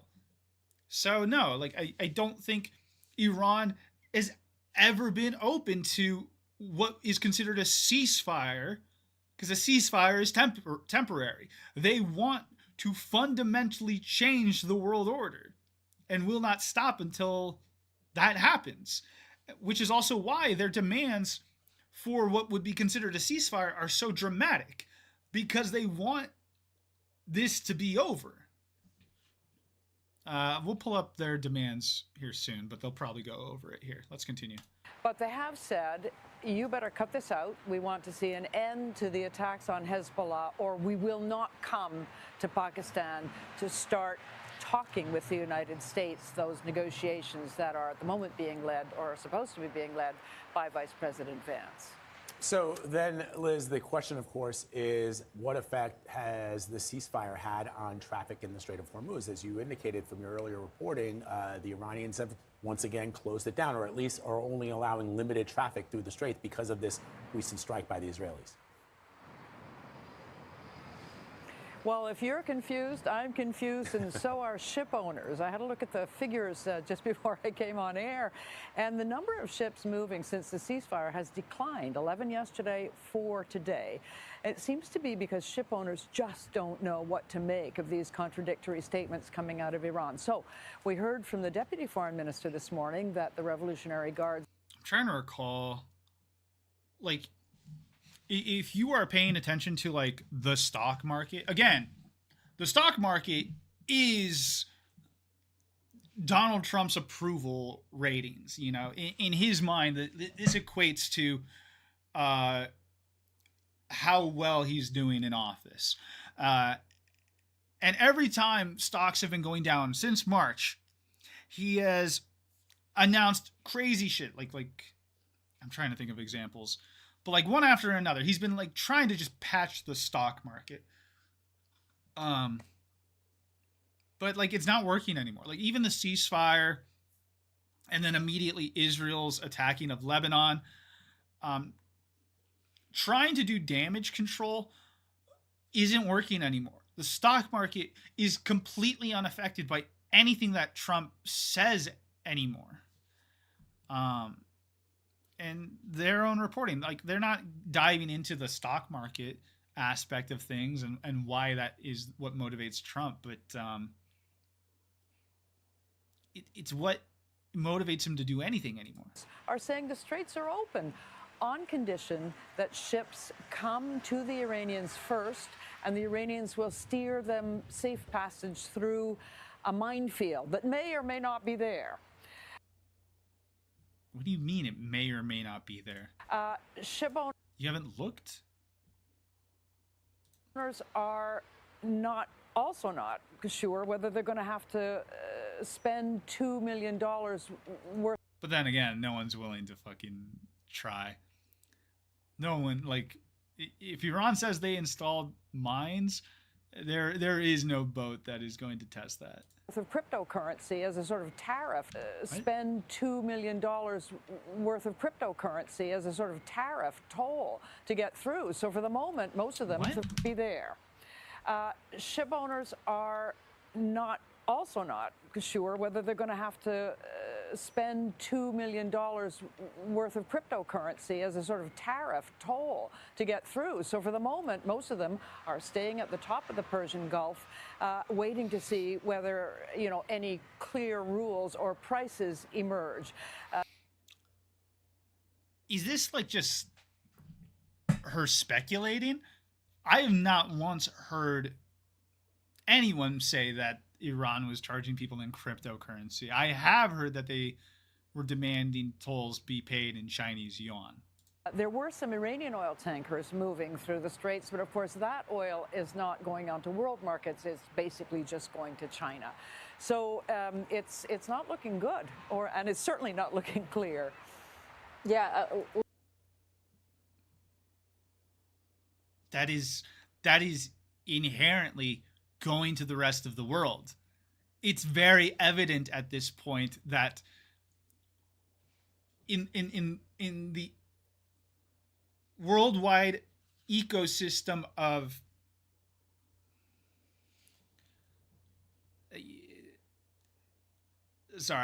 that flabbergasted me that she's like, that's just essentially going to China, like that's Iran. It's like, what are you talking about? That is the second global superpower. That's the second global economic superpower of the world. By all accounts, the biggest country that is benefiting from this war is China. Because Iran is heavily looking to China for its continued existence on the world stage. And China recognizes that. China has long recognized that in order to outlast the United States as a superpower and as a country, that they cannot directly engage in conflict and instead have to be mediators for conflict.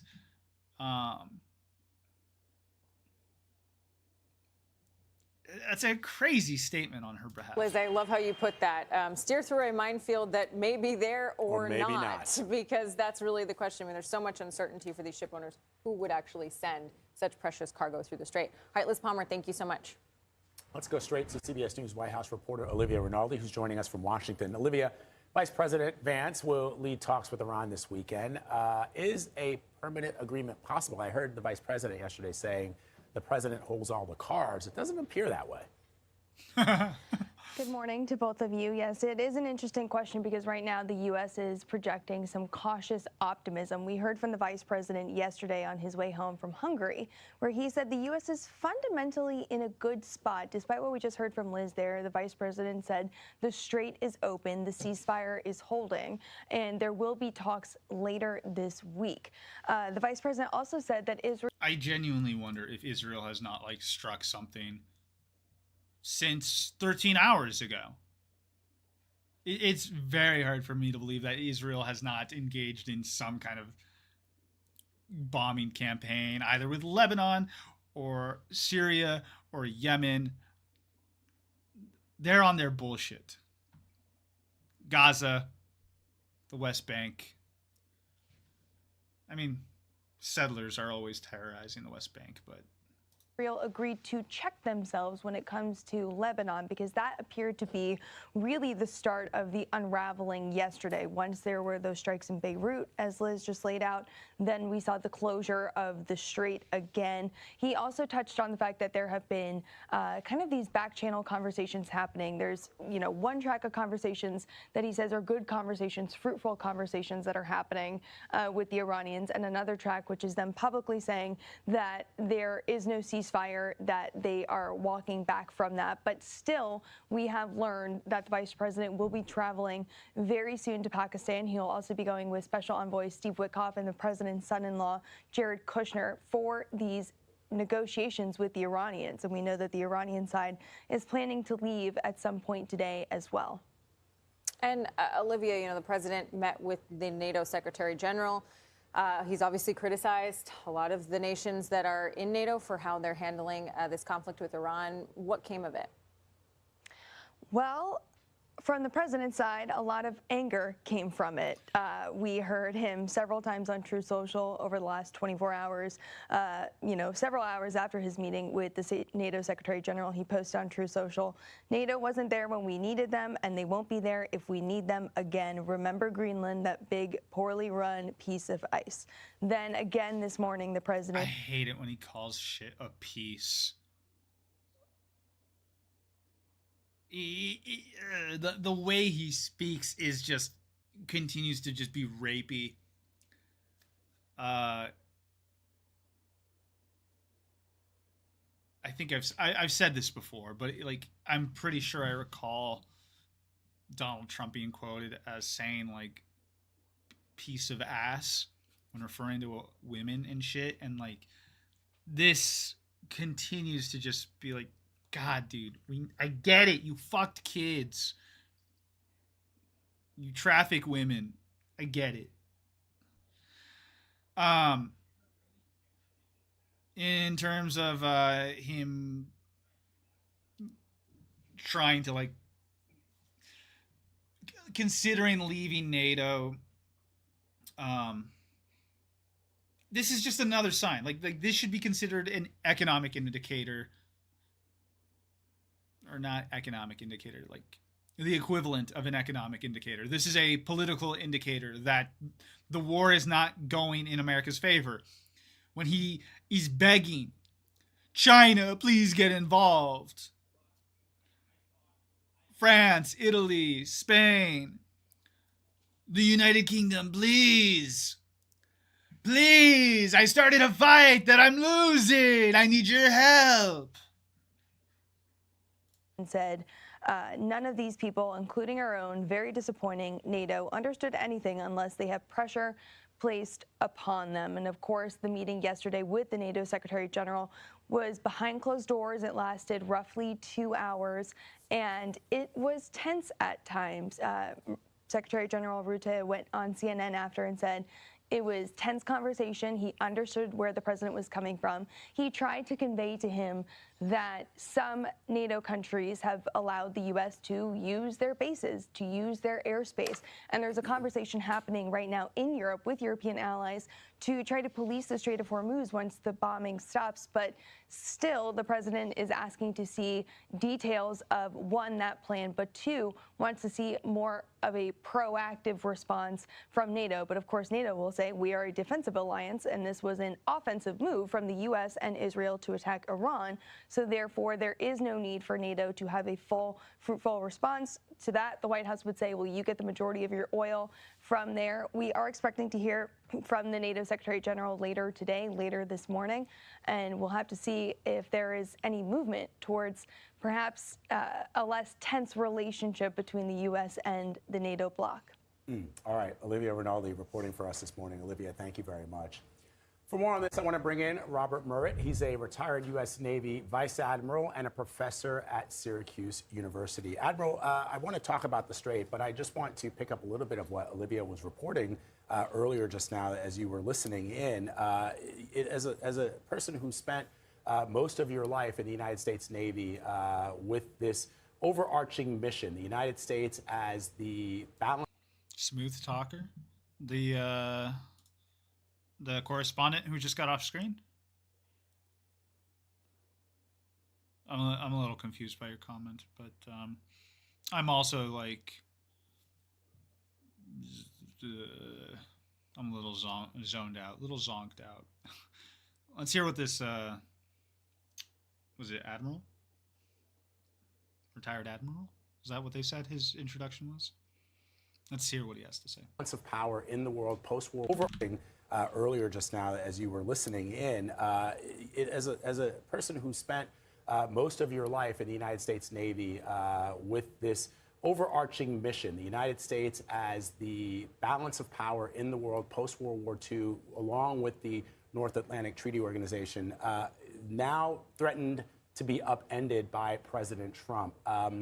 Even if a traditional Republican were to be elected in 2028, or a Democrat who opposed the current president's views on that alliance, has irreparable damage been done to NATO? Does Europe do our allies even trust us so that even... No, fuck no. There's an alliance of like 40 countries that got together and were like, so we're all going to sanction the United States, right? What was that? 40 countries ally to sanction the U.S. This is a week old. NPR. Over 40 countries met to discuss ways to reopen the strait. Oh, no, this is different. What is this? God, I'm looking at shit through... Oh, man, I'm looking at reporting through the lens of American propaganda.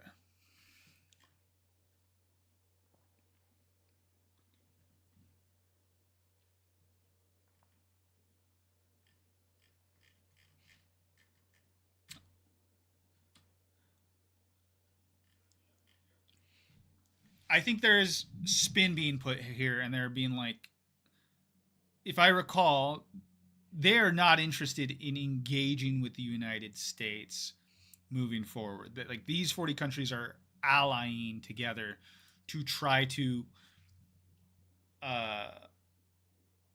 create some kind of semblance of normalcy in the world without any United States influence.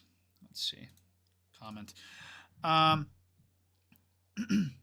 Yeah, that lady was just parroting Trump, probably just like he'd want. Makes it sound like an official U.S. stance without challenging anything at all.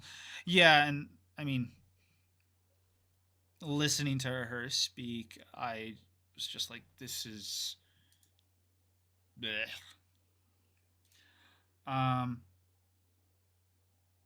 But no, anyway, regardless of what this admiral has to say, I feel like this is a dumb question from the CBS Broadcast Center. Like, how... Of course, all of our allies are looking at Donald Trump threatening the end of a civilization and being like, what the fuck? At minimum, like at minimum, that is the reaction. It is, what the fuck? The more normal reaction is like, yeah, so like we are changing our strategic plan for global trade, right? Like, if we ally ourselves with the United States moving forward, like, that's a disastrous idea, right?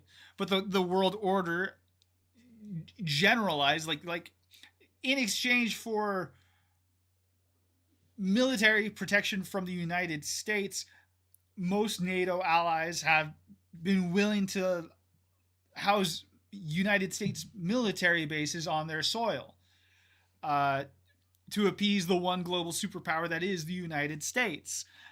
And now that the United States is going rogue on the globe stage, they're like, we really don't want to be involved.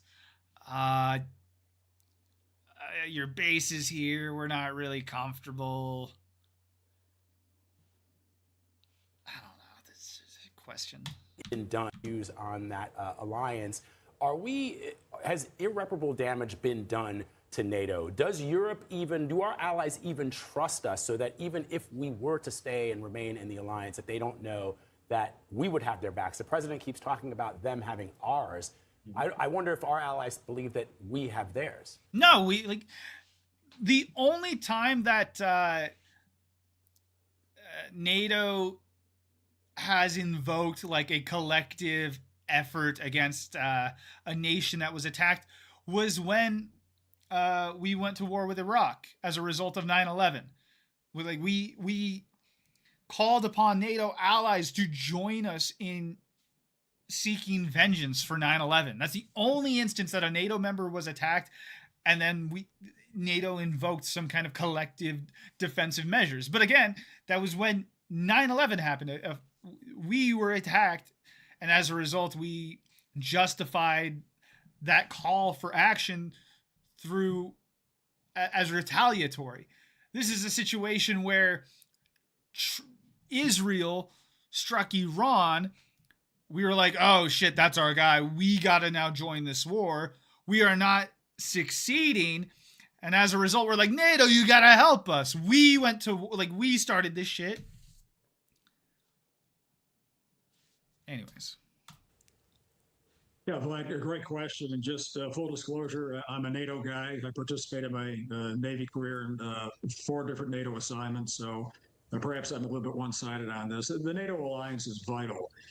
There's no question that it's been damaged just a little bit based upon some of the dynamics that have taken place over the last year or so. But I think it's going to recover. All of the NATO nations continue to cooperate very carefully, and maybe one of them is not as strong as invested in as they used to be. But I think the NATO alliance is going to be just fine. And I also would anticipate some additional input from the Congress because the NATO does enjoy very strong support in both the Senate and the House. And that's a dynamic that I'll expect to see play out in the weeks and months ahead. Stupid ass. Vlad was mentioning the Strait of Hormuz, so I'll go there now. I mean, this really feels like the crux of it, especially when you're thinking about how the American people are experiencing the war with oil prices rising and therefore gas prices. Given your experience with naval operations, is it possible to secure the Strait of Hormuz? I mean, what would it actually take from a strategic perspective? Yeah, Kelly, great question. The short answer is bottom line up front, not really. And it's more a function of emerging tactics at the operational and tactical level from a maritime standpoint, but also the geography, which favors Iran so much relative to the Straits of Hormuz.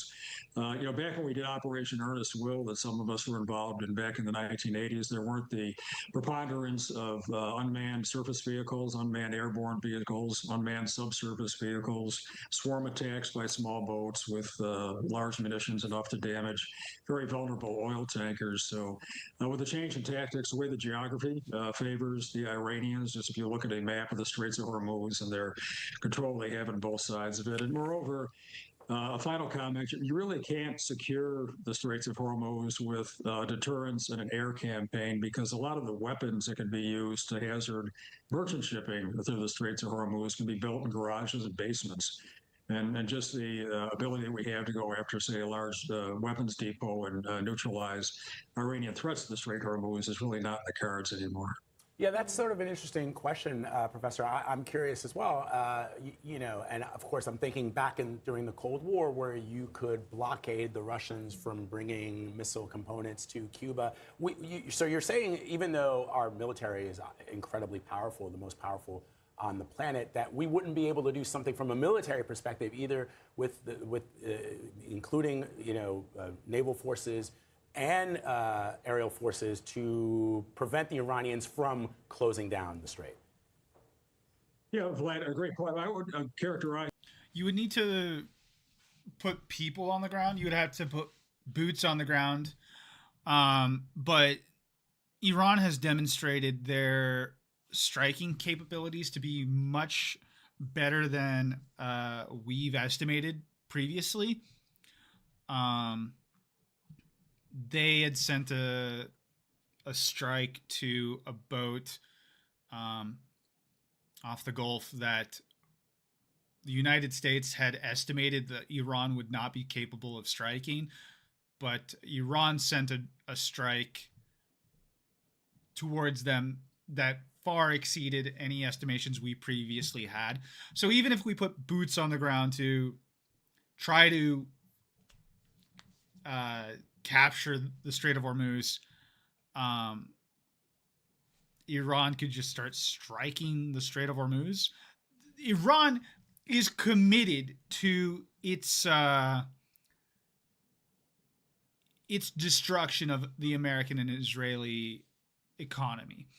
Further, Iran is committed to the destruction of the global economy because they are fully within their rights to do that, because the rest of the world recognizes that all of this is Israel and America's fault. So the destruction of the global economy, the world would not see that as a fault of Iran, but as a fault of America and Israel's. By all accounts, even the most possible way that Iran could lose control of the Strait of Hormuz is with boots on the ground, but they could start striking it. They are willing to shoot themselves in the foot if it means the death of America and Israel. They're not just closing down, but really to call it hazard. You know, the real decision on whether the straits is open is a business decision, and specifically by the insurance carriers that have to have a willingness to insure highly vulnerable merchant ships, not just POL carriers, but also fertilizer and container ships. But holding at hazard ships and not being able to underwrite insurance for them going through the straits, and that's a business decision. The Navy. At the end of the day, Iran recognizes how much of this is economically disastrous. It is 9:20 local time here in Arizona. We're not going to watch the Al Jazeera coverage. It's too long. I don't really give a shit about ABC News' coverage of this either. Philly D, I love you. Not gonna. I think that's all I have in me for tonight. As I said, I've been a little bit emotionally compromised today. Yeah. Have a good night, man. Thank you. You as well.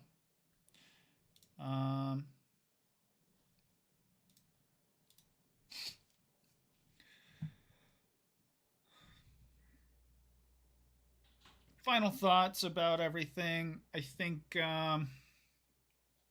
we're in this for the long haul. I do not see Iran changing course on, and neither do they have to. Like, reasonably, like the world recognizes how much Iran's success in this conflict will have will guarantee a better future for the world at large. It is absolutely vital and necessary that America and Israel do not succeed in what they are trying to do. And I hope that is the case. I hope I'm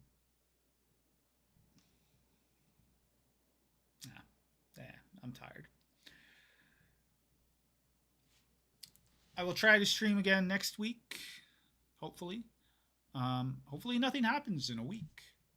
Actually, that's inevitable. I'm sorry.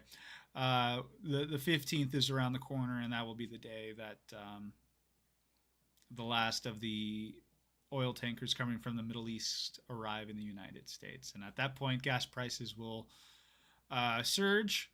Prices just universally for everything that we pay for and buy in our life will surge.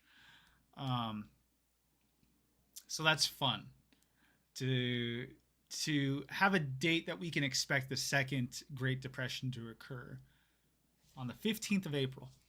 That's very exciting. In